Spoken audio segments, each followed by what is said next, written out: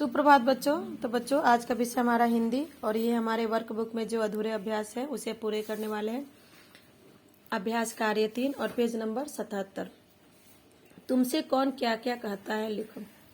माँ तुमसे क्या कहती है, क्या नहीं करने को कहती है या करने को कहती है ये बतानी है आपको। पिताजी भैया, भैया मतलब बड़े भाई।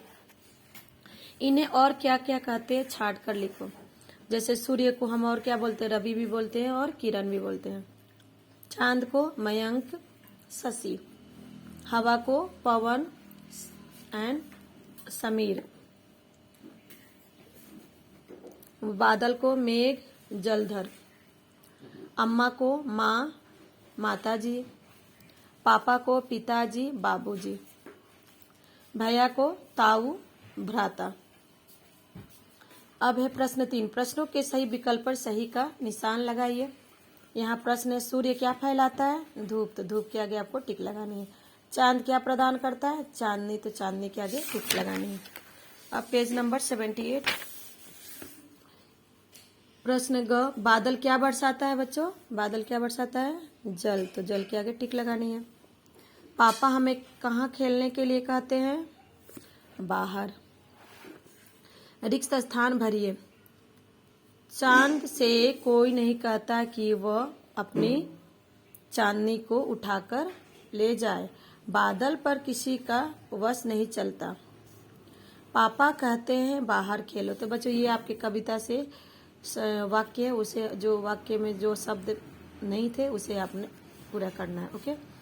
प्रश्न 5। सही कथन के सामने सही तथा गलत कथन के सामने गलत का निशान लगाइए। सबके साथ बच्चों पर अम्मा का शासन भी चलता था, सही है। बादल हमें धूप देता है, गलत। भैया बच्चों की स्वतंत्रता नहीं छीनते हैं, स्वतंत्रता नहीं छीनते, नहीं, गलत है। वो छीनते हैं ना, तभी तो बोलते ये काम मत करो। सूर्य पर किसी का बस नहीं चलता है, सही है। ओके। अब है हमारा अभ्यास कार्य 4। यहाँ पर कुछ चित्र दिए गए हैं, देखते हैं क्या करना है। आओ अब इन्हीं चित्रों को एक नई कहानी बनाएं। अभी इस चित्र को देखकर आपको एक नई कहानी बनानी है। आपको अपनी नई बनाई है, मैंने अपना नहीं बनाई। ओके। इस तरह आपको कहानी लिखने की आदत पड़ेगी। अब यहाँ दिख रहा है कि एक कौवा डाल पर बैठा हुआ है, उसके चोंच के अंदर रोटी का टुकड़ा दिख रहा है। तो मैं ऐसे लिखूंगी, एक दिन एक कौवा को रोटी मिली, वह चोंच में दबाए रखा। अब यहाँ देख रहा है कि ये कौन है, लोमड़ी। उसको देखकर शायद भाग रही है, क्यों।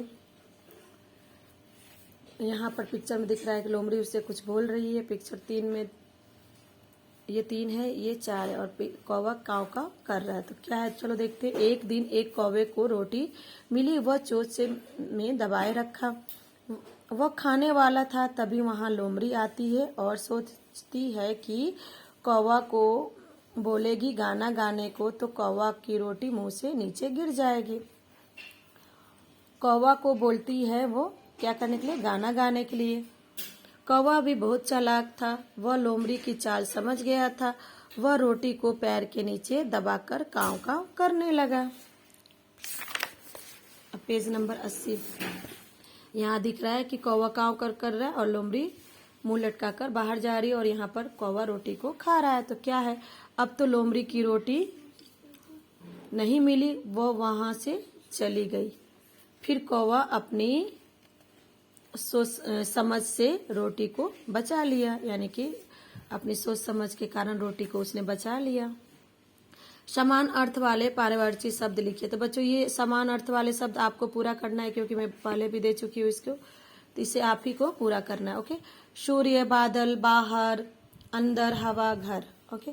लास्ट हमारा क्या है, प्रश्न 3। स्तंभ अ में कुछ वस्तुएं दी गई हैं, उस स्तंभ ब में उनमें प्राप्त होने वाली वस्तुएं, इस आधार पर स्तंभ अ की स्तंभ ब से उचित मिलान कीजिए। तो आपको यहाँ पर स्तंभ अ और स्तंभ ब किससे क्या मिलती है उसे आपको लगानी है। क में क्या है, पेड़। पेड़ हमें क्या देता है बच्चों, लकड़ी।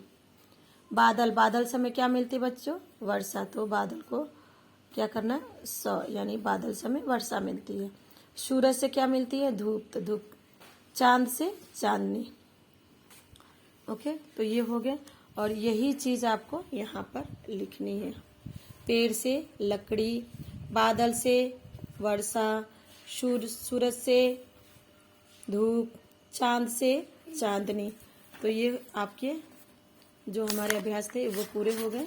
अब हम जो हमारा अभ्यास 7 है टिप टिपोआ, ये हम बाद में देखने वाले, तो इसे आप लोग पूरा कीजिए।